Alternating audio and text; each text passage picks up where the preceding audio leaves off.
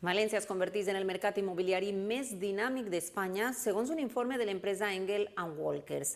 L'elevada demanda internacional amb alt poder adquisitiu ha disparat els preus de l'habitatge de luxe. El informe refleja que el mercado inmobiliario de la ciudad de Valencia está en alza, aunque es insuficiente para abastecer la demanda de vivienda de lujo. Las transacciones que hemos efectuado en la compañía, los precios han subido un 7% y aumenta la demanda de cliente extranjero, incrementa 10 puntos la gente que está comprando con fondos propios, con lo cual están viendo más clientes extranjeros y de mayor calidad.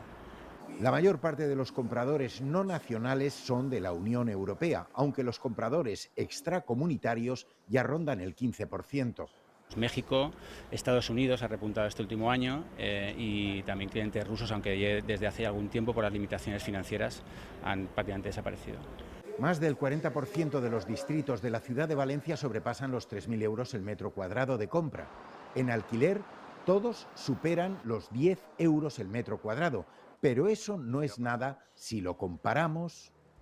Nos encontramos en el antiguo cauce del río Turia, en una ubicación privilegiada y en una exclusiva propiedad de 8.600.000 euros.